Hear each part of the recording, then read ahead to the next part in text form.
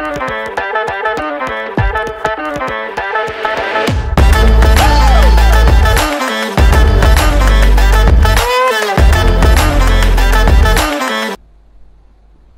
folks, I'm Ashraf Hingora. I'm a language and soft skill trainer, life business and parenting coach. English breakfast with Ashraf में आज हम present perfect tense की कुछ exercises करेंगे।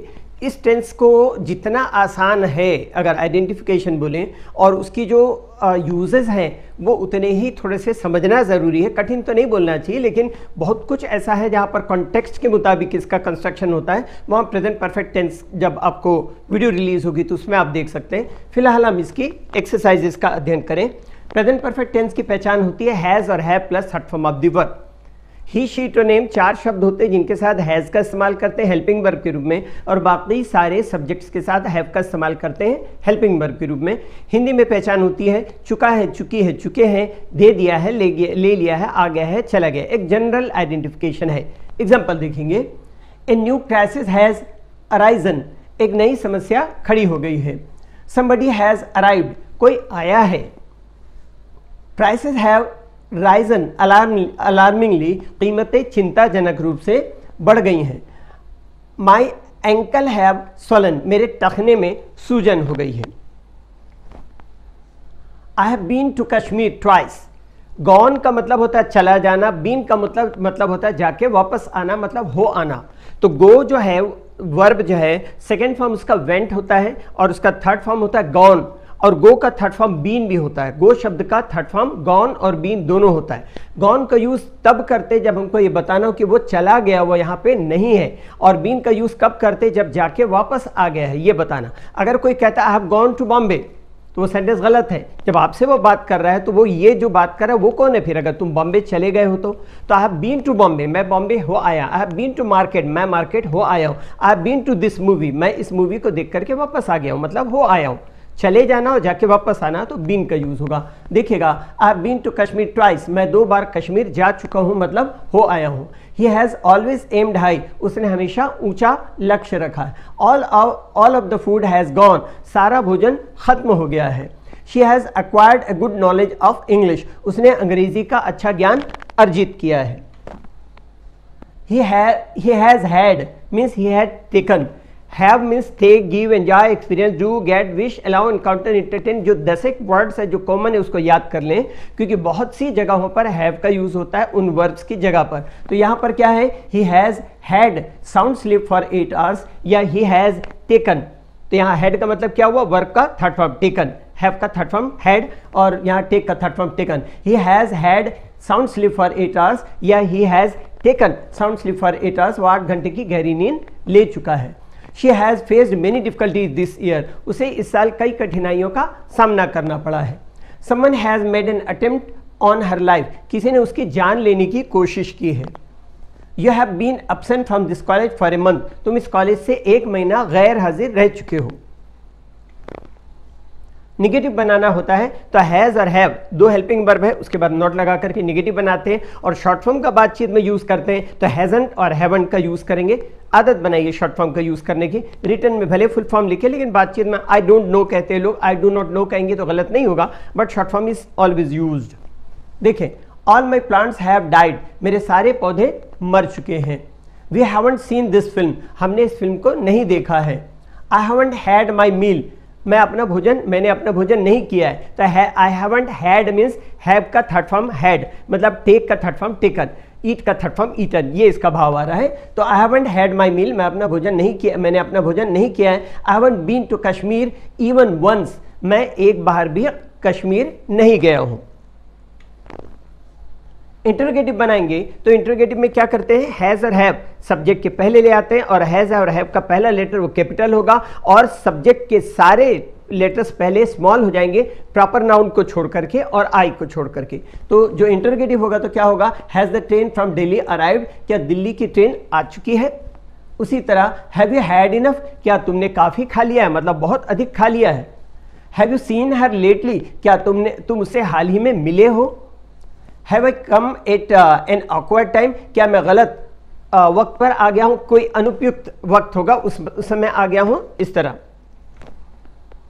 Have you ever been to Kashmir, क्या तुम कभी कश्मीर गए हो? Have you bathed the baby yet, क्या तुमने अब तक बच्चे को नहला दिया है? तो BATHE बैद होता है इसका प्रोनाउंसिएशन, बाथ जो होता है BATH, ये वर्ब नहीं है, वर्ब फॉर्मेशन उसका BATHE, तो उसका बैद्ड, बाथड नहीं कहेंगे, उसको बैद्ड कहेंगे। Have you bathed the baby yet, क्या तुमने अब तक बच्चे को नहला दिया है? Has your headache gone yet, क्या तुम्हारा सिरदर्द अब तक चला गया है? Has he return that book you lent him, क्या उसने वह किताब लौटा दिया जिसे तुमने उधार दिया था? लैंड मतलब उधार देना, बोरो मतलब उधार लेना।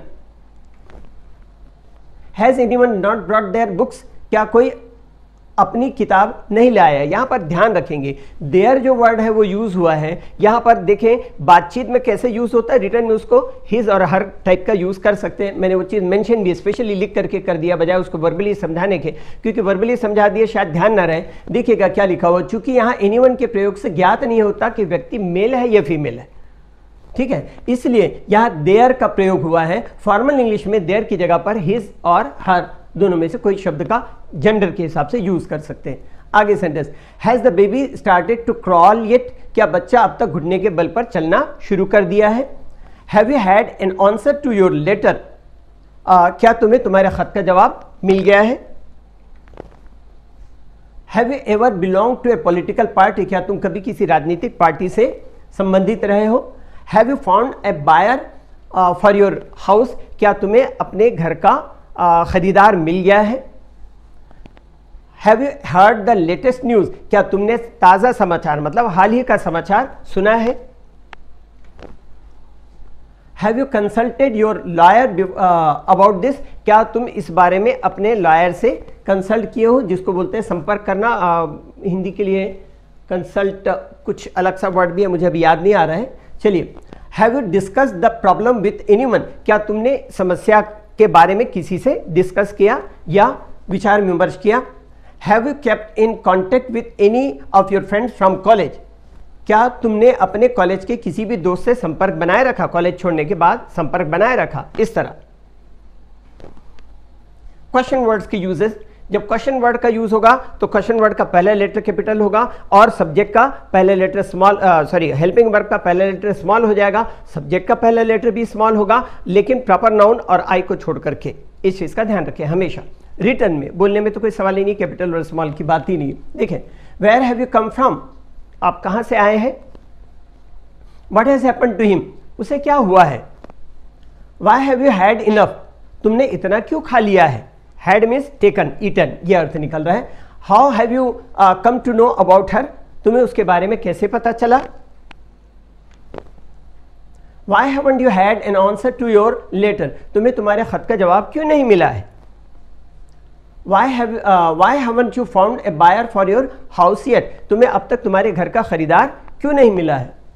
Why haven't you discussed the problem with anyone, तुमने समस्या पर किसी से विचार विमर्श क्यों नहीं किया है? ये आपके कुछ एक एग्जाम्पल थे प्रेजेंट परफेक्ट टेंस के, और हिंदी में पहचान चुका है, चुके हैं, दे दिया है, ले लिया, आ गया है, चला गया, बता चुका हूं मैं।